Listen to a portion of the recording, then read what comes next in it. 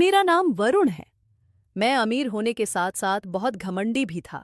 मेरे पिता का शहर में नाम ही नहीं हुक्म चलता था। यूनिवर्सिटी में मेरा रोब कुछ ऐसा था कि प्रोफेसर भी मेरी आंखों में आंखें डालकर बात नहीं करते थे और स्टूडेंट मेरे साये से भी डरते थे।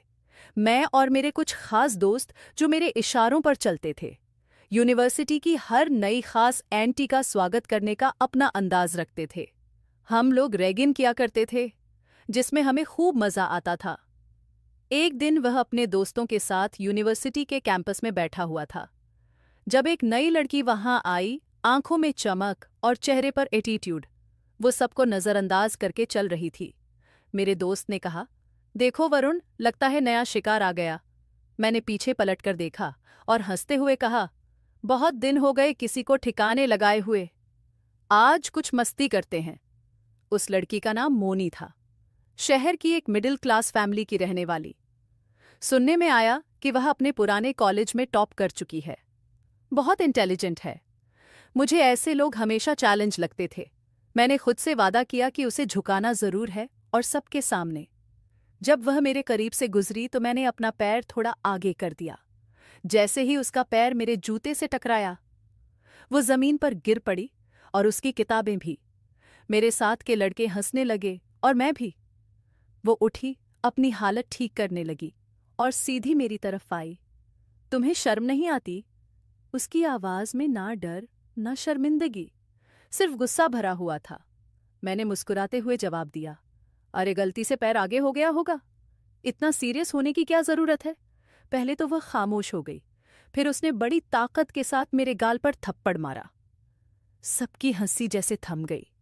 मेरे दिल में आग लग चुकी थी, जो इस थप्पड़ से ज्यादा खतरनाक थी। उसने तेज आवाज में कहा, अब तुम्हें पता चलेगा कि लड़कियां कमजोर नहीं होती। यूनिवर्सिटी के सारे स्टूडेंट वहां जमा हो गए। किसी की हिम्मत नहीं हुई कुछ कहने की। सब देख रहे थे और मेरी आंखें उस लड़की पर थीं, अपनी जीत का ऐलान करके। मैं वहां पत्थर की तरह खड़ा रह गया और सब मुझे देख रहे थे। किसी को हंसी नहीं आ रही थी। कभी किसी ने इस तरह से मेरी बेइज्जती नहीं की थी। लेकिन आज ऐसा लगा जैसे मैं हार चुका हूं। मैंने उसी समय फैसला कर लिया था कि इस लड़की ने मेरी बेइज्जती की है और मैं इसे कभी माफ नहीं करूंगा। इससे अपनी बेइज्जती का हिसाब लेकर रहूंगा। घर जाने के बाद भी सब कुछ बार बार मेरी आंखों के सामने आता रहा। उस लड़की का चेहरा, उसका दिया हुआ थप्पड़। पता नहीं क्यों मुझे गुस्से से ज्यादा एक अजीब सा खिंचाव महसूस हो रहा था। मैं उसके बारे में सोचता रहा और उसकी निडरता मुझे बार बार याद आती रही। मैंने सोच लिया था कि मैं इसे बताऊंगा। वरुण से पंगा लेने का क्या नुकसान होता है। मैं जानता था कि वह चुप बैठने वाली नहीं थी। यूनिवर्सिटी को इकट्ठा करेगी, मेरे खिलाफ आवाज उठाएगी। लेकिन यही सब तो मैं चाहता था। सच तो ये है कि मुझे उस दिन पहली बार मजहब भी आया था, और शायद किसी की आंखों ने पहली बार मुझे आईना दिखाया था। पर मैं वरुण हूं, आईना तोड़ने का हुनर भी जानता हूं। यूनिवर्सिटी में अगले दिन खामोशी छाई हुई थी। सबके होठों पर सिर्फ एक ही बात थी, वरुण को थप्पड़ पड़ा है। मैं जहां से गुजरता लोग नजर छुड़ा लेते। मेरे गरीब के लड़के जो मेरी हाँ में हाँ मिलाया करते थे, अब मुझसे बात करने में भी सावधानी बरत रहे थे। मैंने भी अगले दिन तक मोनी को इग्नोर किया, और वह जिस क्लास में जाती, मैं वहां नहीं जाता। मुझे यकीन था कि वह खुद मेरे पास आएगी माफी मांगने, शर्मिंदा होकर। लेकिन वह तो अपनी पढ़ाई में बिजी रही, जैसे कुछ हुआ ही ना हो। तीसरे दिन मैंने सोचा कि उसे दिखाना पड़ेगा कि मेरी पावर कितनी है और मैं कौन हूं। मैं एडमिन ब्लॉक गया, मोनिक की फाइल निकलवाई और उसकी सारी इन्फॉर्मेशन मुझे पता चल गई। मैं उसके कोर्स के लेक्चरर से मिला और उनको बताया कि सर, ये लड़की बहुत बदतमीज है, क्लास में डिसिप्लिन खराब करती है। अगर कहीं शिकायत दर्ज हो जाए तो मैंने बात अधूरी छोड़ दी। उसने कहा, क्लास की सबसे इंटेलिजेंट स्टूडेंट है। मैंने अपनी जेब से पैसे निकाले और कहा कि हर बात को समझने की कोशिश कीजिए। तो वह पैसे देखकर फौरन समझ गया था। काफी समझदार आदमी था। अगले हफ्ते मोनी को एक बोर्निंग नोटिस मिल गया कि उसकी क्लास में गैर सीरियस बिहेवियर की शिकायत आई है। वह नोटिस यूनिवर्सिटी के नोटिस बोर्ड पर चिपका दिया गया ताकि हर कोई देखे। वह समझ गई थी कि यह मेरा ही काम है, लेकिन वह मेरे पास नहीं आई। ना उसने कोई रिएक्शन दिया। मेरे अगले वार से पहले ही उसने ढील छोड़ दी थी। अगले दिन मैंने उसके ग्रुप के एक लड़के से बात की और कहा कि मोनी अपने आप को क्या समझती है? अगर उसे मुझसे कोई परेशानी है तो सामने आकर बात करें। क्या तुम इस बारे में उसे बता सकते हो? उसने कहा, सर, वह किसी से बात नहीं करती। पिछले कई दिनों से वह बहुत खामोश है। मैंने सोचा कि शायद यह मेरे वार का असर है। लेकिन अगले दिन जब मैं यूनिवर्सिटी आया तो पता चला कि वह यूनिवर्सिटी छोड़कर जा चुकी है। मेरी तो सांस रुक गई। जिसके साथ मुझे जंग लड़नी थी वह तो मैदान छोड़कर भाग चुकी थी। यह जीत नहीं थी, यह बेचैनी थी। मेरी जंग अधूरी रह गई थी। मैंने एडमिन से उसका एड्रेस निकलवाया, नंबर निकालने की कोशिश की, लेकिन नाकामी हासिल हुई। मैंने उसकी एक दोस्त से उसके बारे में बात की। उसने कहा, प्लीज वरुण, मोनिका पीछा छोड़ दो, वह तुम्हारे करीब नहीं आना चाहती। मैंने कहा, क्या उसने तुम्हें ऐसा कहा कि वह मेरे करीब नहीं आना चाहती? वह कहने लगी, हाँ, उसने ऐसा भी कहा कि अगर कभी दोबारा यूनिवर्सिटी आई तो सिर्फ तुमसे बदला लेने के लिए आएगी। यह सुनकर मुझे खुशी हुई थी। वह मुझसे बदला लेगी, मुझसे वरुण अग्रवाल से मैं खुद उसे ढूंढ लूंगा। अगर वह समझ रही है कि वह बचकर निकल गई है तो वह मुझे नहीं जानती। जिस बात का मैं इरादा करूं उसे पूरा किए बिना नहीं छोड़ता। मैंने सोच लिया था कि मैं उसे ढूंढ निकालूंगा, उसकी जिंदगी में वापस जाऊंगा और वही दर्द दूंगा जो उसने मेरे घमंड को दिया। कई दिन गुजर चुके थे। मोनी का ख्याल मेरे दिल से नहीं निकल रहा था। मैंने उसकी पुरानी क्लास फेलों से भी कांटेक्ट किया, लेकिन उससे भी मुझे कुछ पता नहीं चला। जबकि एक लड़की कहने लगी कि तुम्हें अब क्यों उसकी फिक्र हो रही है, तुमने ही तो उसकी जिंदगी में तूफान खड़ा किया था। मैंने कहा, बस मैं उसके बारे में जानना चाहता हूँ, एक बार उससे मिलना चाहता हूँ।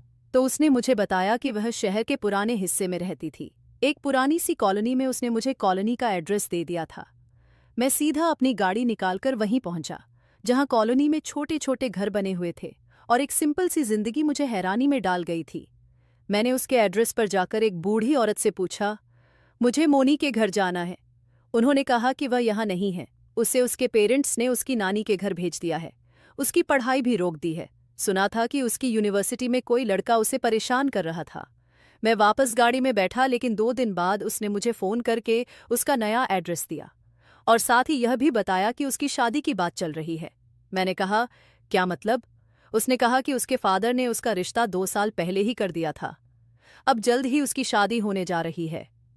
यह सुनकर मैं खामोश हो गया। यह एहसास मोहब्बत का था या सिर्फ हारने के डर का? मैं बस इतना जानता था कि वह किसी और की ना हो। मैंने फैसला किया कि एक बार फिर मैं उससे मिलूंगा। मैं उसके मोहल्ले में गया। दरवाज़ा खटखटाया तो एक बड़ी उम्र की औरत ने दरवाज़ा खोला। मैंने कहा, मुझे मोनी से मिलना है। मैं उसकी यूनिवर्सिटी का दोस्त हूँ। उन्होंने शक भरी नज़र से मुझे देखा। कहने लगी, वह घर में नहीं है। मैंने कहा, आप उसे बता देना कि वरुण आया था, वह खुद समझ जाएगी। मैंने सोचा, अगर वह सच में मेरे लिए कुछ खास महसूस करती है तो मुझसे कांटेक्ट जरूर करेगी, और नहीं करेगी तो सब कुछ खत्म हो जाएगा। मुझे उसके पड़ोस में रहने वाली एक लड़की कॉलेज में मिली। तो मैंने उससे पूछा, क्या सच में मोनी की शादी होने जा रही है? उसने कहा, हाँ वरुण, यह सब कुछ तुम्हारी वजह से हुआ है। उसके पेरेंट्स को जब कॉलेज में होने वाली हरकतों के बारे में पता चला तो उन्होंने बदनामी के डर से फौरन अपनी बेटी की शादी करने का फैसला कर लिया। मैंने कहा, उसका रिश्ता 2 साल से तय था। क्या वह उस लड़के से मोहब्बत करती थी या सिर्फ परिवार के दबाव में आकर शादी कर रही है? उसने कहा, परिवार के दबाव में आकर शादी हो रही है। मोनी तो अभी आगे और बढ़ना चाहती थी। मैं यह सुनकर शर्मिंदा हुआ। बेचारी की शादी उसकी जिंदगी की सबसे बड़ी सजा बनने जा रही थी। शादी की खबर सुनने के बाद मैं सुकून से नहीं बैठ सका। मैंने अपने घर पर बोल दिया कि मुझे मोनी से शादी करनी है। डैड ने हैरान होकर कहा, तुम एक मिडिल क्लास लड़की से शादी करना चाहते हो? ये जिद है या फिर कोई और वजह है? मैंने कहा, यह दिल की बात है, मैं सिर्फ उससे शादी करना चाहता हूं। डैड कहने लगे, तुम पागल हो गए हो क्या? हमारी इज्जत दांव पर लगाकर तुम उस लड़की के पीछे पागल हो गए हो। मैं उठकर अपने कमरे में आ गया। मुझे आइडिया था कि यह सब आसान नहीं होगा, लेकिन मैं पीछे हटने वाला नहीं था। मुझे पता चला कि अगले हफ्ते की 4 तारीख को मोनी की शादी तय हो गई है। अगले ही दिन मैंने उसे उसके घर के करीब वाले बाजार में देखा। वह अपनी माँ के साथ शॉपिंग कर रही थी। जब उसकी माँ किसी दूसरी दुकान में गई तो मैंने फौरन उसका रास्ता रोक लिया। वह नजरें चुराकर पीछे करने लगी। मैंने उसका हाथ पकड़ लिया और कहा, प्लीज मेरी बात सुनो। उसने मुझे नजर उठाकर देखा और कहने लगी, तुम यहाँ क्यों आए हो और ये क्या बदतमीजी है? मेरा हाथ छोड़ो। मैंने कहा, तुमसे मोहब्बत करता हूँ, इसीलिए आया हूँ। प्लीज तुम ये शादी मत करो, मैं बदल चुका हूँ। उसने मुस्कुराते हुए कहा, बदल गए हो? जब तुमने मुझे नीचा दिखाया तब यह ख्याल नहीं आया। तुम्हें मेरी इज्जत का तमाशा बनाने में खुशी मिली थी और आज तुम मुझसे मोहब्बत की बात कर रहे हो। मैंने कहा, मैं जानता हूं मुझसे गलती हुई है, लेकिन मैं खुद को सजा दे चुका हूं। तुम्हारे बिना रहना मेरे लिए नामुमकिन है। वह खामोश रही, फिर कहने लगी, मेरे लिए सब कुछ खत्म हो चुका है। फिर वह चली गई और मैं काफी देर तक वहीं खड़ा रह गया। फिर मैंने अगले दिन मोनी के दोस्त के हाथों उसे एक मैसेज भिजवाया कि अगर तुमने मुझसे शादी नहीं की तो मैं अपनी जान ले लूंगा। यह धमकी नहीं, हकीकत है, क्योंकि मेरे पास इसके अलावा कोई दूसरा रास्ता नहीं बचा। लेकिन कोई जवाब ही नहीं आया। उसकी शादी का दिन करीब आ रहा था। शादी की रात मैंने फैसला कर लिया कि मैंने जो कहा था मैं वही करूंगा। मैंने अलमारी से नींद की गोलियां निकाली और पानी के साथ सारी की सारी निगल ली। मैं बेहोश होकर जमीन पर गिर गया। जब मेरे घर वालों ने मुझे देखा तो मुझे फौरन अस्पताल ले गए। डॉक्टर ने कहा, अगर देर हो जाती तो शायद आपका बेटा जिंदा ना होता। मेरे पेरेंट्स बहुत परेशान थे और रो रहे थे। मैं बुढ़ी उनका थे इकलौता बेटा था। मैं अस्पताल के बिस्तर पर लेटा हुआ था। मोनी को भी यह खबर मिल चुकी थी कि वरुण ने तुम्हारे लिए अपनी जान देने की कोशिश की है। अस्पताल के कमरे में जब मेरी आंख खुली तो मुझे मेरे एक दोस्त ने मोनी की शादी की फोटो दिखाई। लाल कपड़ों में बिल्कुल खामोश झुकी हुई नज़र के साथ वह किसी और की हो चुकी थी। मैंने नज़र फेर ली। अस्पताल से घर आने के बाद मेरे आसपास का माहौल बदल गया था। मेरे पेरेंट्स की नज़र मुझ पर ज्यादा गहरी हो गई थी, लेकिन मैं खामोश था। ना दोस्तों से मिल रहा था, ना घर वालों से बात कर रहा था। मुझे कहीं भी सुकून नहीं आ रहा था। खुद को बिजी रखने के लिए मैंने डैड का बिजनेस ज्वाइन कर लिया। बिजनेस ज्वाइन करने से मेरे पेरेंट्स बहुत खुश हुए थे। उन्हें लगा था कि मैं जिंदगी की तरफ लौटने लगा हूं। क्यों? ऑफिस का माहौल मेरे लिए नया था। मैं कामों में बिजी रहने की कोशिश करता था, लेकिन ध्यान कहीं और चला जाता। एक दिन मैं अपने कैबिन में बैठा हुआ था। जब यह कपल मेरे कैबिन के अंदर आए, उन्हें देखकर मेरे होश उड़ गए। वह मोनी थी अपने पति के साथ। उसके पति के चेहरे पर मुस्कुराहट थी, लेकिन उसकी नजरें झुकी हुई थीं। ऐसा लग रहा था जैसे लड़का बहुत खुशमिजाज है, लेकिन मोनी खुश नहीं है। मैंने खुद को संभाला। मोनी मुझे पहचान चुकी थी। उसका हस्बैंड मेरे साथ बिजनेस डील करने के लिए आया था। हम लोग की काफी देर तक बातचीत हुई, जिसमें वह बार बार सारे डिस्कशन मोनी से कर रहा था और मोनी जैसा कह रही थी वह वैसा ही कर रहा था, मगर वह मुझसे बात नहीं कर रही थी। मुझे मोनी के हस्बैंड की सारी इन्फॉर्मेशन मिल गई थी। वह एक कामयाब बिजनेसमैन था, एक ईमानदार और खानदानी परिवार से बिलोंग करता था। मैं जिस लड़की को कमजोर समझता था, वह अपने पति के साथ इज्जत और मोहब्बत के साथ थी। मैंने अगले हफ्ते ही उसके पति नितिन से एक बिजनेस मीटिंग रखी। मकसद सिर्फ एक था, उसे करीब से जानना, और अब तो हम लोग एक साथ काम करने वाले थे। मीटिंग में वह खुलकर बात करता रहा और अपने प्रोजेक्ट के सपने बता रहा था। मैं उसकी बातें सुनता रहा, लेकिन अंदर ही अंदर किसी और जंग में उलझा हुआ था। वह होगा तो मैंने कहा, नितिन जी, आपकी वाइफ बहुत खुशनसीब है जिसे आप जैसा हमसफर मिला। उसने कहा, नहीं, खुशनसीब तो मैं हूं जिसे इतनी ईमानदार पत्नी मिली है। मेरी पत्नी बहुत अच्छी है। यह सुनकर मेरा दिल डूब गया था। मोनी का नाम किसी और के साथ गर्व से जुड़ा। सुनना मेरे लिए किसी तकलीफ से कम नहीं था। मैं जान चुका था कि दोबारा मोनी को अपनी जिंदगी में लाना है तो सही रास्ते तक पहुंचना होगा। उसके इर्द गिर्द की दीवारों को कमजोर करना पड़ेगा, और उन दीवारों में सबसे मजबूत उसका पति था। उसके पति का भरोसा तोड़ना था। मैंने नितिन के साथ काम के बहाने ज्यादा वक्त गुजारना शुरू कर दिया था। मैं मीटिंग में थोड़ी बहुत घरेलू बातों से शुरुआत करता, धीरे धीरे पर्सनल बातों की तरफ रुख मोड़ लेता। वह बेफिक्र इंसान था, बातों में जल्दी आ जाता था। एक दिन मैंने उससे पूछा, तुम्हारी शादी को कितना समय हुआ है? उसने बताया कि अभी सिर्फ 6 महीने हुए हैं। मैंने कहा, मोनी कैसी पत्नी है? वो मुस्कुराकर कहने लगा, बहुत समझदार है, लेकिन खामोश बिहेवियर की है, ज्यादातर अपनी बातें दिल में रखती हैं। मैंने कहा, यह तो अच्छी बात है, लेकिन कभी कभी खामोशी बहुत कुछ छुपा भी लेती है। मैंने बात को अधूरा छोड़ दिया। उसने चौंक कर मेरी तरफ देखा, कहने लगा, क्या मतलब है? मैंने कहा, कुछ नहीं, बस ऐसे ही।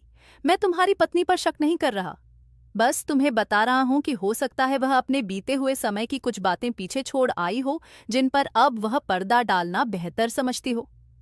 नितिन खामोश हो गया। मैंने जल्दी से टॉपिक बदला। मैं उसके दिल में शक का बीज बो चुका था। एक दिन मैंने अपने ऑफिस की कैंटीन में नितिन को अकेला बैठा हुआ देखा। मैं उसके पास जाकर बैठ गया। वह कुछ उलझा हुआ सा लग रहा था। मैंने कहा, क्या हुआ, सब ठीक है? उसने कहा, हाँ, बस थोड़ा दिमागी दबाव है। कभी कभी लगता है कि मेरी पत्नी दिल से मेरे साथ नहीं है, शायद वह किसी और को नहीं भूली। मैंने कहा। जैसे वो सीधा होकर बैठ गया, कहने लगा, क्या तुम कुछ जानते हो वरुण? मैंने कहा, हाँ, कुछ ज्यादा खास नहीं। मैंने तुम्हारी पत्नी के बारे में यूनिवर्सिटी में कुछ सुना था। हम दोनों एक ही यूनिवर्सिटी में पढ़ा करते थे। सुना था कि उसका किसी के साथ झगड़ा हुआ था, वह लड़का उसके पीछे दीवाना हो गया था, और यह भी सुना कि मोनी की शादी वाले दिन उसने खुदकुशी करने की भी कोशिश की थी। नितिन की आंखों में उलझन अब साफ नजर आ रही थी। उसने कहा, कौन था वह लड़का? मैं हंसने लगा। मैंने कहा, यार छोड़ दो, वह बातें पुरानी थीं और मैं नहीं चाहता कि तुम दोनों के बीच शक पैदा हो जाए। वह शब्द थे जिन्होंने उसके दिल में शक का कांटा गाड़ दिया था। अगले कुछ दिनों में मैं नितिन के साथ और बातें करनी शुरू कर दी, जिस पर नितिन ने भी बताया कि हाँ, मुझे भी अपनी पत्नी उलझी उलझी सी लगती है। लेकिन मैंने उसे कहा कि याद है, तुमने मुझे बताया था कि तुम्हारी पत्नी मोबाइल बहुत कम इस्तेमाल करती है। इसका मतलब है कि वह सावधान हो गई है। मैं जानता था कि नितिन बहुत जल्द भरोसा कर लेने वाला इंसान है, लेकिन वही लोग जब धोखा महसूस करते हैं तो सबसे ज्यादा टूटते हैं। कुछ दिन बाद नितिन ने ऑफिस में मुझसे कहा, वरुण, तुम्हारे पास मोनी की यूनिवर्सिटी की कोई फोटो या खबर है? मैं जानना चाहता हूं कि सच में कुछ था या नहीं। मैं तो वैसे भी इस मौके का इंतजार कर रहा था। मैंने अपनी पुरानी फाइल्स में से एक ग्रुप फोटो निकाला जिसमें मोनी और मैं एक ही लाइन में खड़े हुए थे। फोटो मामूली थी, लेकिन वक्त और माहौल ने उसे खास बना दिया था। मैंने कहा, यह तो बस एक मेमोरी है, बाकी तुम खुद अंदाजा लगा सकते हो। उसी शाम मुझे पता चला कि मोनी और नितिन के बीच झगड़ा हुआ है। नितिन ने उससे सवाल किए। वह सफाई दे रही थी, मगर शक एक बार जन्म ले ले तो हर सच को भी झूठा बना देता है। अगले दिन वह ऑफिस आया तो उसने मुझे बताया कि वरुण, तुम ठीक कह रहे थे। शायद मैंने उस पर जल्दी भरोसा कर लिया था। वह जरूर मुझसे कुछ छुपा रही है। उसके बाद मैंने 2 दिन के बाद मोनी को अकेला पार्किंग लॉट में देखा। वह गाड़ी में बैठी हुई थी। उसकी आंखों में आंसू थे। शायद उन दोनों का दोबारा से झगड़ा हुआ था। दूर से उसे देखकर मैंने सोचा, यह तो अभी शुरुआत है, आगे आगे क्या होता है यह तो वक्त बताएगा। अगले दिन नितिन मेरे कैबिन में दाखिल हुआ, चेहरे पर थकावट, हाथ में फाइल। उसे मेज पर रखने के बजाय मेरे सामने खड़ा रहा। उसने कहा, नहीं, तुम समझते हो कि कुछ लोग शादी के काबिल नहीं होते? ये शायद होते। मैंने आंख उठाकर उसे देखा तो वह कुर्सी पर बैठ गया। फिर धीरे से कहने लगा, कल रात मैंने मोनी को छोड़ दिया, उसे डिवोर्स भी दे दिया। यह सुनकर मुझे एक अजीब सा सुकून मिला था। बड़ी मुश्किल से मैंने उसके सामने अपनी खुशी को कंट्रोल किया।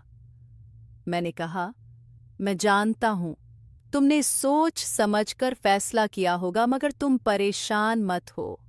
उसने कहा, तुम्हारे बताए हुए इशारे ठीक थे और मेरे अपने शक, इन सब ने हमें ऐसी हद तक पहुंचा दिया था जहां वापसी का रास्ता मुमकिन ही नहीं रहा। मेरी पत्नी के बिहेवियर में हमेशा मुझसे दूरी थी। वह मेरे साथ थी, लेकिन उसका दिल कहीं और था। मैंने कहा, तो फिक्र मत करो, मैं तुम्हारे साथ हूं। अगर कभी मदद की जरूरत हो तो मुझे याद जरूर करना। उसने कहा, नहीं, अब किसी चीज की जरूरत नहीं, मैंने फैसला कर लिया है। इतना कहकर वह उठकर चला गया था। मैंने सोचा कि अब मोनी आजाद है, अब मुझे वक्त बर्बाद नहीं करना चाहिए। वो लम्हा आ चुका था जिसका मैं महीनों से इंतजार कर रहा था।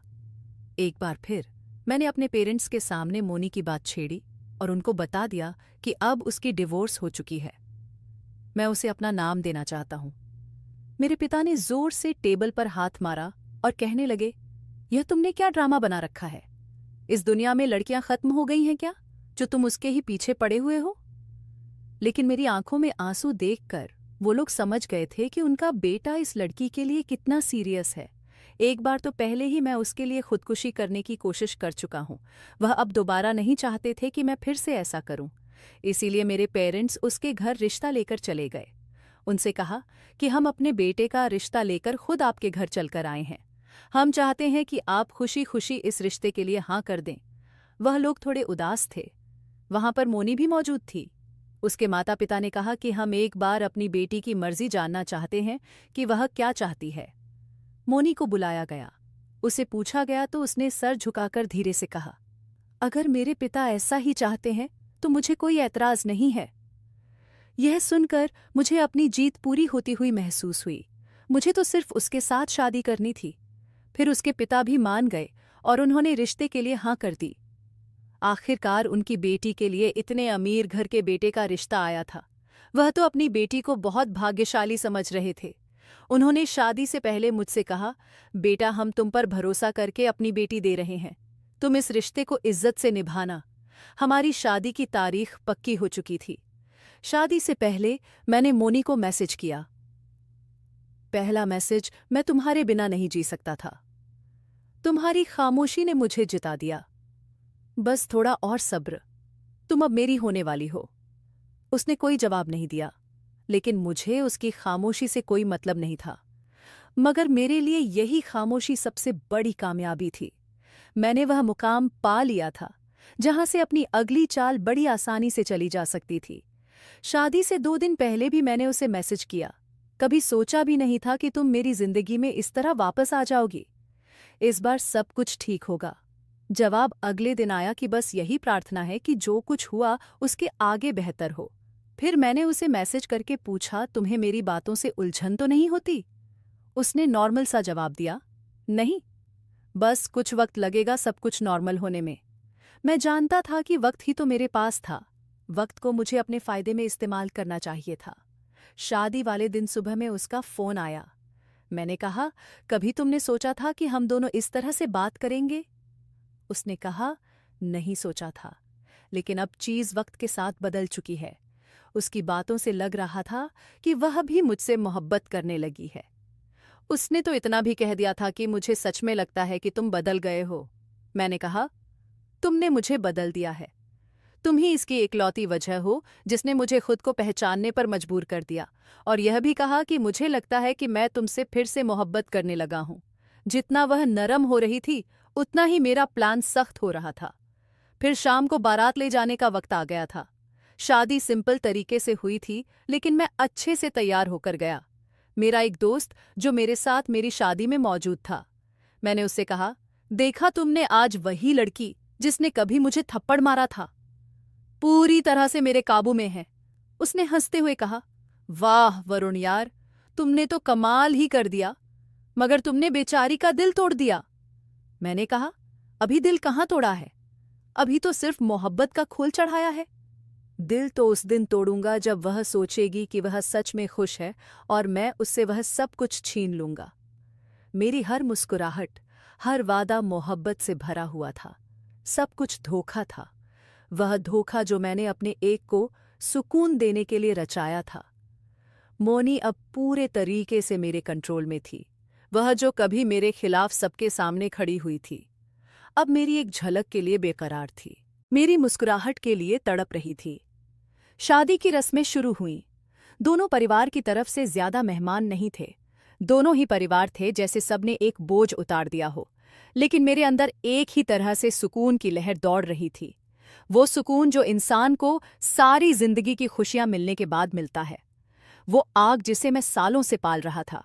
शादी के समय जब मैंने उसके साथ साथ फेरे लिए, उसकी मांग में सिंदूर भरा, उसके गले में मंगलसूत्र पहनाया और अग्नि के सामने जो वादे किए वह सब झूठे थे। शादी के समय मेरे होठों पर जो मुस्कुराहट थी वह शायद किसी और के लिए खुशी की वजह थी, मगर मेरे लिए यह किसी की पुरानी दुश्मनी की जीत का ऐलान था। मोनी मेरी पत्नी बन चुकी थी। सबके सामने मेरी उसके साथ शादी हुई थी। फिर आसी विदातीत होकर वह मेरे घर आ गई। देर रात से मेरे कमरे में दुल्हन बनकर अच्छे से बिठा दिया गया था। दुल्हन का भारी लहंगा, माथे पर टीका, हाथों में ढेर सारी चूड़ियां और उसकी झुकी हुई नजरें, उसके पैरों की पायल की छनछनाहट, सब कुछ वैसा ही था जैसे किसी फिल्म का सीन होता है। मगर कहानी की स्क्रिप्ट कुछ और लिखी जा चुकी थी। वह बेड पर टेक लगाए बैठी थी। जैसे ही मैं उसके करीब आकर बैठने लगा तो वह सीधी होकर बैठ गई।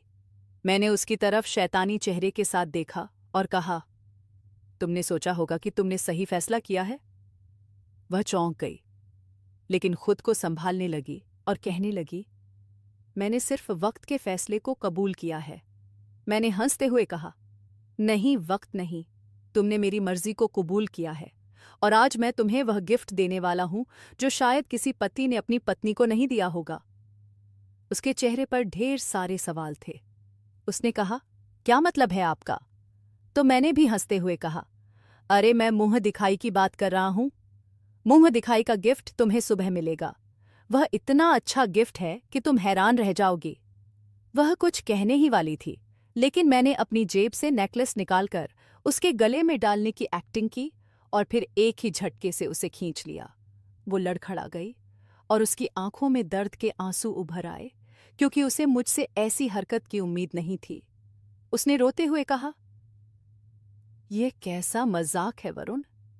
मैंने अभी हंसकर जवाब दिया कि यह मजाक नहीं है, ये तो हकीकत है जो कि अभी शुरू हुई है। तुम्हें याद है तुमने सबके सामने मेरी इंसल्ट की थी, पूरे कॉलेज के सामने मुझे थप्पड़ मारा था। आज उसी इंसल्ट का पहला बदला तुम्हें मिल गया है। वह घबरा गई और पीछे हटने लगी, लेकिन मैंने उसका हाथ मजबूती से पकड़ लिया। मैंने कहा, यहां से बाहर जाने का ख्याल भी अपने दिल में मत लाना। अब तुम मेरे घर में ही हो, मेरी हिरासत में हो। मेरी इज्जत के बिना तुम कहीं नहीं जा सकती। शादी करके लाया हूं तुम्हें इस घर में। तुम पर मेरा पूरा हक है। वह कांप रही थी, रोते हुए कहने लगी, तुम होश में तो हो ना? प्लीज मेरे साथ ऐसा मत करो। मैं तुमसे मोहब्बत करने लगी हूं और तुम भी तो मुझसे मोहब्बत करते हो ना? मैंने कहा, मोहब्बत को तो तुम उठाकर रख दो। और कुछ तो उस दिन था, सबके सामने तुमने मुझे थप्पड़ मारा था। अब मेरा समय है। तुमने मेरे घमंड को तोड़ा था, अब तुम्हें टूटना पड़ेगा। वह कोशिश करती रही खुद को मुझसे छुड़ाने की। मैंने कमरे का दरवाज़ा अंदर से बंद कर दिया ताकि उसके शोर की आवाज़ बाहर ना जाए और वह यहाँ से भागने की कोशिश ना करे। उसके रोने की आवाज़ दीवारों से टकरा रही थी, मगर मुझे जैसे उस पर कोई रहम नहीं आ रहा था। वह रो रो कर कह रही थी, प्लीज़ मुझे जाने दो। पहले भी मैंने तुमसे कुछ नहीं कहा था, तुम खुद मेरी जिंदगी में शामिल हुए। क्या तुम्हें अब भी सुकून नहीं मिला? मैंने कहा, अभी कहाँ, मुझे सुकून मिल सकता है। अभी तो पहली रात की शुरुआत हुई है। तुम्हें अब सब कुछ महसूस करवाना है जो मैंने बर्दाश्त किया, बल्कि मैं तुम्हें उससे भी ज्यादा तकलीफ दूंगा। रात का हर लम्हा उसके लिए कैद खाना बनता जा रहा था। मैंने उसके साथ जबरदस्ती की। वह चीखती रही, रोती रही, मगर मैंने उसके साथ उस रात अपनी हवस को पूरा कर लिया और बेड के एक कोने में निढाल सिमटी हुई बैठी थी। तो मैंने अलमारी से एक फाइल निकाली और उसकी तरफ फेंकते हुए कहा, यह है तुम्हारी मुंह दिखाई का तोहफा। उसने कप कपाते हुए हाथों से फाइल खोली। पेपर्स देखकर उसकी आंखें फटी की फटी रह गईं। मैंने कहा, यह डिवोर्स के पेपर हैं। ये मैंने पहले ही तैयार करवा लिए थे। मैं तुम्हें डिवोर्स दे रहा हूं। अब तुम यहां से जा सकती हो, उसने रोते हुए कहा। प्लीज ऐसा मत करो वरुण। मैंने कहा, क्यों? ऐसा क्यों नहीं करूं? मैं तो तुमसे सिर्फ अपना बदला लेना चाहता था। मैंने कभी तुमसे मोहब्बत नहीं की। यह सब एक प्लान था और तुम उस प्लान की मकसद थी। वह कुछ कहने के काबिल नहीं रही थी, बस फूट फूट कर रोए जा रही थी। उसकी आंखों से बहते हुए आंसू और चेहरे पर एक एक शब्द जो शब्दों में बयां नहीं हो सकता। मैंने कहा, याद है तुम खुद को बहुत अक्लमंद समझती थी, टॉप पर पढ़ी लिखी, टैलेंटेड। आज देख लो तुम भी बस एक मोहरा बनकर रह गई हो। मैंने पैसों की एक गड्डी उसकी तरफ फेंकते हुए कहा। और हाँ, ये पैसे जो कि तुम्हारी कल रात की कीमत। उसने उन पैसों की तरफ नहीं देखा, बस मुझे घूरती रही। फिर कहने लगी, तुमने जो किया है उसका अंजाम तुम्हें खुद भुगतना होगा। ऊपर वाला तुम्हें तुम्हारे कर्मों की सजा जरूर देगा। मैं हंसता रहा। मैंने कहा, ऐसा हो सकता है, लेकिन आज की रात मेरी थी और तुम उसकी कैद। मेरे लिए इतना ही काफी है। वह खामोशी से उठी नेकलेस जो अभी भी उसकी गर्दन पर लटका हुआ था, उसे खोला और टेबल पर रख दिया और फिर दरवाजा खोलकर बाहर चली गई। फाइनली मेरा बदला पूरा हो गया था। मैं बहुत खुश था। मैंने एक लंबी सांस ली और खुद से कहा, यह तो सिर्फ शुरुआत है। सुबह के समय जब मेरी मम्मी ने दरवाजा बजाया तो मैंने दरवाजा खोल दिया तो उन्होंने कमरे में इर्द गिर्द देखा। मोनी मेरे घर से जा चुकी थी। न उसका कोई सामान था, न कोई बात। नेकलेस और पैसे वैसे की वैसे ही रखे हुए थे जो मैंने कल रात उसके सामने फेंके थे, और साथ ही वही नेकलेस जो शादी की रात से गले में जबरदस्ती डाला था। मेरी मम्मी ने जब कमरे की कंडीशन ऐसी देखी तो वह चौंक गई और कहने लगी, वरुण, यह सब क्या है? ये क्या हालत बनाई हुई है तुमने कमरे की? और मोनी कहाँ चली गई? मैंने धीरे से कहा, चली गई। मैंने उसे डिवोर्स दे दी है। मम्मी कहने लगी, पागल हो गए हो क्या? मुझे बताओ कहाँ है वो? मैंने कहा, मैं सच कह रहा हूं। मम्मी शोर मचाते हुए बाहर गई और उन्होंने पापा को जब ये बात बताई तो पापा कहने लगे, तुम होश में तो हो वरुण, तुम्हारी उसके साथ शादी हुई है। और एक दिन में बात खत्म।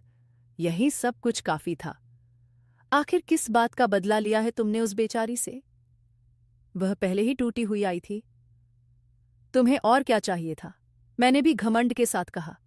मुझे वही चाहिए था जो सालों पहले उसने मुझसे छीना था। इज्जत, घमंड, मुकाम। डैड ने सख्त शब्दों में कहा, इज्जत इस तरह से वापस नहीं आती है। वरुण, तुमने खुद को बर्बाद कर लिया है। मैंने उनको कोई जवाब नहीं दिया क्योंकि मेरे दिल में मोनी के साथ यह सब कुछ करने के बाद बिल्कुल भी शर्मिंदगी नहीं थी। मेरा काम पूरा हो गया था। अगले दिन तक यह बात पूरे मोहल्ले में फैल चुकी थी कि शादी के अगले ही दिन मोनी की मेरे साथ डिवोर्स हो गई है। लोग हैरान थे, आपस में बातें कर रहे थे, मगर मैं कमरे में बंद खामोश और सुकून से बैठा हुआ था। मोनी के घर का माहौल भी काफी बदल चुका था। उसके पेरेंट्स ने जब उसे दरवाजे पर देखा तो पहले तो कुछ समझ नहीं पाए, लेकिन उसकी खामोशी और उसका खाली हाथ आना, आंखों में वही उदासी, सब कुछ बयां कर गया कि आखिर क्या हुआ है। मोनी से उसकी मां ने पूछा तो उसने अपने हाथ में पकड़े डिवोर्स के कागजात उनके सामने रखे और सिर्फ इतना कहा कि उसने मुझे डिवोर्स दे दी है। पिताजी ने कागजात देखे और कुर्सी पर बैठ गए।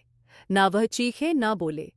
मां के भी आंसू बहने लगे, लेकिन मोनी पूरी तरह से खामोश रही, जैसे सब कुछ पहले से ही जानती हो। अगले दिन एक पुराना जानने वाला मेरे ऑफिस आया। शक्ल से वह मोनी के मोहल्ले का लगता था। उसने मुझसे कहा, वरुण, लोग कह रहे हैं कि आपने मोनी के साथ बहुत गलत किया। वह लड़की तो पहले ही सब कुछ हार चुकी थी, अब आपने उसे जलील भी कर दिया। मैंने उस पर गुस्सा करते हुए कहा, यह मेरा पर्सनल मैटर है, किसी को हक नहीं है कि इसमें कोई बोले। उसने कहा, आप ठीक कह रहे हैं, लेकिन कभी कभी पर्सनल फैसले दूसरों के लिए भी बर्बादी का सबब बन जाते हैं। वह उठा और इतना कहकर चला गया, लेकिन उसकी बात मेरे दिमाग में बस गई थी। शाम को मैंने ऑफिस से वापसी पर सड़क के किनारे एक छोटे से चाय के होटल में गाड़ी रोकी। वहां बैठे कुछ लड़के हंसी जाक कर रहे थे। मेरे साथ ही मैंने नोटिस किया कि मोनी के बारे में भी बातें कर रहे थे। सुना है कि बड़े बिजनेसमैन वरुण ने मोनी को अगले ही दिन तलाक दे दी है। बेचारी कुछ नहीं बोली। घमंड तोड़ दिया बस। मैंने उनकी बातें सुनी और चुपचाप चाय पीकर वापस आ गया। लोगों की जुबान पर जो बात मैं चाहता था वह आ चुकी थी, लेकिन ना जाने क्यों अब इन बातों में मुझे कोई खुशी महसूस नहीं हो रही थी। मुझे ऐसा लग ही नहीं रहा था कि मैं जीत गया हूं। मुझे तो हमेशा अपनी जीत की बहुत खुशी होती थी। तो फिर आज यह सब कुछ क्यों हो रहा था? देर रात जब मैं अपने कमरे में था तो टेबल पर रखा हुआ नेकलेस और बिस्तर पर पड़े हुए पैसे, जिनसे मैंने मोनी को नीचा दिखाने की कोशिश की थी।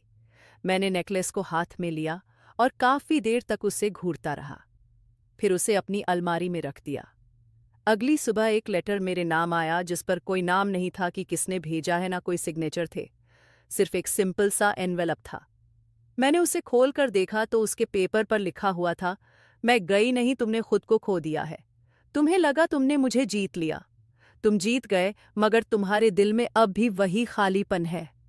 तुम कभी नहीं जीत सकते। जैसे तुमने मुझ पर थूकने की कोशिश की। तुम जीते नहीं, सिर्फ अकेले रह गए हो। मुझे उस लेटर को देखकर बहुत गुस्सा आया। जरूर वो मुझे मोनी ने ही भेजा होगा। पहले तो मैंने गुस्से में उसे अपनी मुट्ठी में मरोड़ दिया, फिर मुट्ठी खोलकर उसको फाड़कर फेंक दिया, लेकिन वह शब्द मेरे दिमाग में बस कर रह गए थे। 2 दिन बाद मेरे डैड ने मुझसे कहा, तुमने जिस बुनियाद पर यह रिश्ता बनाया और उसे खुद ही तोड़ दिया, उसका अंजाम अब क्या होगा? मैंने कहा, डैड, मुझे अंजाम की फिक्र नहीं है और वह रिश्ता अब खत्म हो चुका है। उसकी कहानी मेरे लिए बंद हो गई है। लेकिन ना जाने क्यों मेरा दिल अंदर से खुश नहीं था और गवाही नहीं दे रहा था कि मैं जीत गया हूं, और उस जीत में भी जश्न का कोई लम्हा नहीं था। मोनी तो खामोशी से चली गई। उसकी आंखों ने जो कुछ नहीं कहा, मैं वह सब कुछ सुन रहा था। कुछ महीने इसी तरह से गुजर गए। मोनी तो कभी वापस नहीं आई, ना मुझे उसकी कोई खैर खबर मिली, लेकिन उसकी खामोशी मेरे इर्द गिर्द उदासी छोड़ गई थी। एक दिन ऑफिस के एक प्रोजेक्ट के सिलसिले में मुझे अमेरिका जाना पड़ा। वहां का माहौल मेरे लिए नया था, क्योंकि मैं पहली बार वहां गया था, लेकिन सुकून था। मेरे दिल को तसल्ली थी कि मैं पीछे काफी कुछ छोड़ आया हूं। यहां मुझे अपने बिजनेस पर ध्यान देना है। एक कॉन्फ्रेंस के बाद एक पार्टी में मुझे बुलाया गया, जहां मेरी सुने से पहली मुलाकात हुई। सुनैना इंडियन लड़की थी और एक बहुत बड़े बिजनेसमैन की इकलौती बेटी थी। बेहद सुंदर, खूबसूरत चेहरा और कॉन्फिडेंस से भरी हुई, वह बड़ी आसानी से बात करने का हुनर रखती थी। वह एक इंटरनेशनल मार्केटिंग फर्म में काम करती थी। जब हम दोनों की पहली बातचीत हुई तो तभी वह मुझे अच्छे से जान गई थी और उसे यह भी पता चल गया था कि मैं कौन हूं, कहां से आया हूं और क्या कुछ रखता हूं। हम दोनों की फ्रेंडशिप हो गई। अगले कुछ दिनों में हम बार बार मिलने लगे। मैंने उसे अपनी पहली शादी के बारे में बता दिया था, लेकिन हकीकत छुपाने के बाद सारी गलती मैंने मोनी पर ही डाल दी थी। मैंने उसे विश्वास दिलाया और कहा कि मैं चाहता हूं सब कुछ पीछे छोड़ दूं। मैं एक नई जिंदगी शुरू करना चाहता हूं, जहां कोई पुराना जख्म ना हो। मैंने उसके साथ कुछ ऐसे ही इमोशनली बातें करनी शुरू कर दी। सुनैना ने मेरी बात पर मुस्कुराकर जवाब दिया। उसने कहा, तो फिर देर किस बात की है? मैं तुम्हारी जीवन साथी बनने के लिए तैयार हूं। मैं बहुत खुश हुआ था। मैंने अमेरिका में ही उसके साथ शादी कर ली और कुछ महीनों बाद उसे अपने साथ इंडिया ले आया। मेरे पेरेंट्स को जब इस बारे में खबर मिली, उनको बहुत गुस्सा आया। वह लोग मुझसे नाराज हो गए थे। उन्होंने कहा कि एक बार फिर से तुमने अपनी मर्जी से शादी कर ली, बिना हमसे पूछे। यहां तक कि इस बारे में तो तुमने हमें कुछ बताया भी नहीं। मम्मी ने गुस्से से कहा कि क्या हम तुम्हारे पेरेंट्स नहीं हैं? क्या हम नहीं चाहते कि तुम्हारी शादी हो? क्या हम तुम्हारी शादी एंजॉय नहीं करना चाहते? तुमने कभी हमें अहमियत ही नहीं दी बेटा। मैंने कहा, मम्मी, ये मेरा फैसला है। सुनैना मुझे बहुत पसंद है, वह मेरी जिंदगी है। डैड ने तो कुछ नहीं कहा, क्योंकि उनको मुझ पर बहुत गुस्सा आ रहा था। वह खामोशी से कमरे से निकल गए। शुरू के दिन बिल्कुल ठीक गुजरे। सुने हर चीज में इंटरेस्ट रखती थी, बिजनेस के फैसलों में, जमीनों के पेपर्स में, बैंक बैलेंस चेक करने में। मुझे लगा शायद वह सिर्फ एक अच्छी पत्नी है जो मेरे साथ काम में हाथ बटाना चाहती है, लेकिन वह धीरे धीरे मुझसे हिसाब लेने लगी। उसने कोई भी फैसला लेते समय मेरी मर्जी जाननी बेहतर समझी ही नहीं। एक दिन मैंने उसे एक पार्टी के कागजात देखते हुए बताया। मैंने कहा, यह तुम क्या कर रही हो? उसने कहा, कुछ नहीं, बस देख रही हूं कि तुम्हारे हिस्से के प्लॉट्स कितने हैं। मैंने कहा, क्यों? तो वह बोली, बस मैं जानना चाहती हूं। अगर कभी हमारे बीच कुछ हो जाए तो मुझे सब कुछ पता होना चाहिए। मुझे यह बात नॉर्मल लगी, लेकिन शक का बीज मेरे दिल में पड़ चुका था। कुछ दिन बाद मैंने महसूस किया कि मेरे सिग्नेचर के बिना डॉक्यूमेंट्स पर कार्रवाई हो रही थी। मुझे पता चला कि सुनैना ने मुझसे चालाकी से कुछ डॉक्यूमेंट पर सिग्नेचर करवाए थे, जिनके जरिए उसने मेरे नाम की काफ़ी सारी प्रॉपर्टी अपने नाम करवा ली थी। मैं हैरान रह गया। एक दिन जब मैंने उसे अपने सामने बैठाकर सवाल किया था, वह बिल्कुल भी घबराई नहीं। कहने लगी, वरुण, तुम वही मर्द हो जिसे किसी औरत को सिर्फ तमाशा बनाकर छोड़ दिया था। तुम्हें क्या लगा? तुम्हें कुछ नहीं होगा? तुम्हें लगता है औरत सिर्फ सहने के लिए बनी है। यह बदला है। तुमने मुझसे शादी सिर्फ पैसों के लिए की, और मैंने तुमसे शादी तुम जैसे मर्द को उसके अंजाम तक पहुंचाने के लिए की। तुमने एक मासूम लड़की को बर्बाद कर दिया, और अब समय है तुम बर्बाद हो जाओ। वह उठकर चली गई। मैं वहीं बैठा रहा जैसे किसी ने मेरे नीचे से कुर्सी खींच ली हो और मैं जमीन में जा गिरा हूं। कुछ हफ्ते बाद कुछ ऐसा हुआ जो शायद किसी सपने का पलटा था। सुनैना ने मेरे सारे बैंक अकाउंट खाली कर दिए, जायदाद अपने नाम कर ली, और एक दिन बिना बताए अमेरिका वापस चली गई। घर में सिर्फ वह सामान बचा हुआ था जो बैंक कब्जे में लेने वाला था। मेरे पेरेंट्स इस सदमे को बर्दाश्त ना कर सके। पहले मेरे पिता अस्पताल पहुंच गए, फिर मेरी मां की तबीयत बिगड़ गई, और एक ही महीने में दोनों इस दुनिया को छोड़कर चले गए।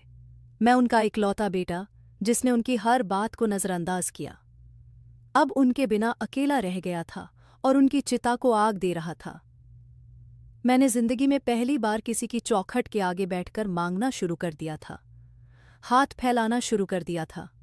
वही लोग जो कभी मेरी ताकत से डरते थे, अब मुझ पर तरस खाकर मुझे पैसे थमाकर आगे बढ़ जाते थे।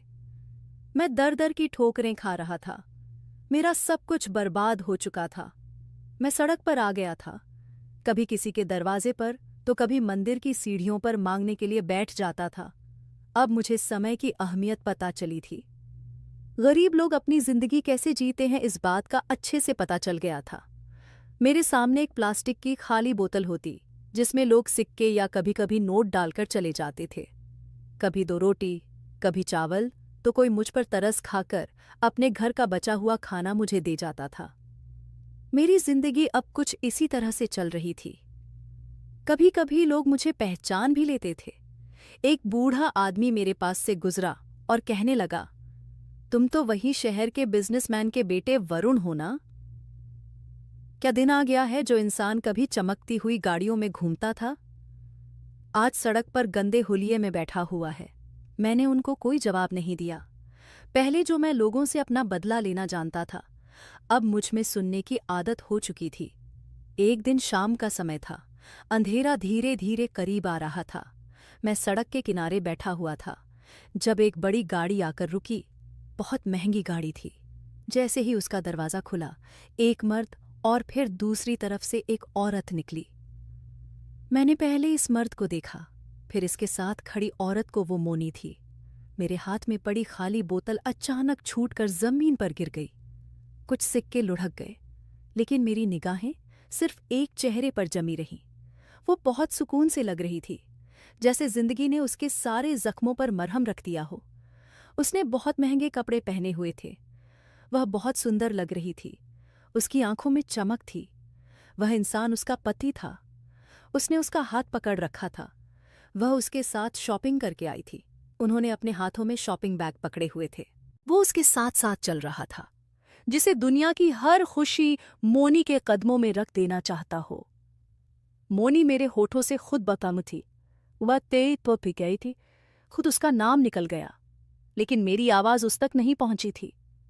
वह पास के ही एक बड़े स्टोर में गए थे। जब वहां से वापस निकले तो गाड़ी में बैठने लगे। एक समय अचानक मोनी की नजर मुझ पर पड़ गई। कुछ देर के लिए शायद वह मुझे पहचानने की कोशिश कर रही थी, लेकिन उसके चेहरे पर कोई एक्सप्रेशन नहीं आया। फिर गाड़ी का दरवाज़ा बंद हुआ और वह चली गई। मैं काफ़ी देर तक वहीं बैठा रहा। हाथ में ना कोई सवाल था, ना कोई प्रार्थना, बस एक खालीपन था। अगले दिन मैंने उस स्टोर के मालिक से पूछा कि यह इंसान कौन था जो कल बड़ी सी गाड़ी में अपनी पत्नी के साथ तुम्हारे यहाँ आया था। उसने कहा, वह अजय जी थे, शहर के सबसे बड़े बिजनेस टाइकून। पिछले 2 साल से यूएसए गए हुए थे। अभी वापस आए तो उन्होंने इस मैडम से शादी कर ली। सुना है कि वह उनसे बहुत मोहब्बत करते हैं। मैंने कहा, शादी कब हुई?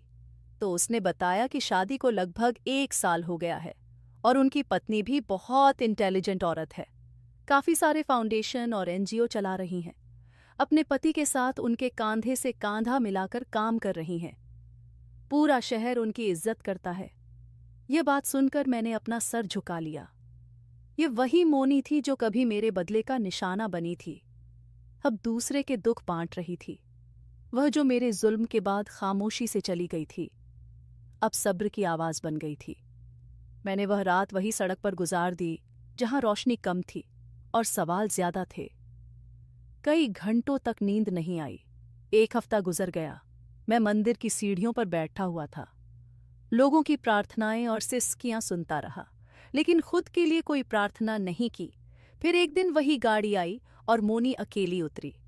उसके हाथ में पैसे थे, शायद गरीबों में बांटने के लिए आई थी।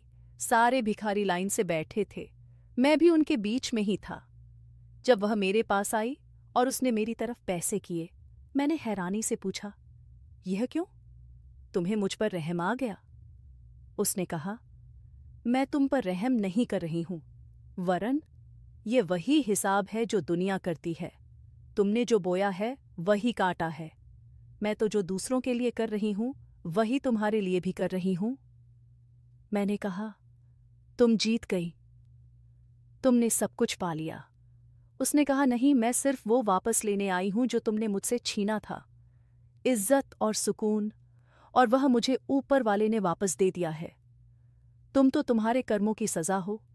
तुम्हारा अंजाम तुम्हारी हरकतों से जुड़ा हुआ है, किसी और से नहीं। उसने पैसे मेरे कदमों में रख दिए और फिर वहां से पलटकर चली गई। मैंने उसके दिए हुए पैसे वहीं पर पड़े रहने दिए। शायद यही मेरी हैसियत थी, शायद यही मेरी सजा थी। मेरे कर्मों की सजा यही थी। मेरी कहानी खत्म हो चुकी है, लेकिन मोनिका का सफर अभी भी जारी है। पूरा शहर उसे बहुत अच्छे से जानता है और अब मेरी कोई हैसियत नहीं रही है। दोस्तों, उम्मीद करती हूँ आपको हमारी कहानी पसंद आई होगी। कहानी पसंद आई है तो वीडियो को लाइक करें, चैनल पर नए हैं तो चैनल को सब्सक्राइब करें, और हाँ, नोटिफिकेशन बेल को ज़रूर दबाएं ताकि अगली अपडेट सबसे पहले आपको मिले।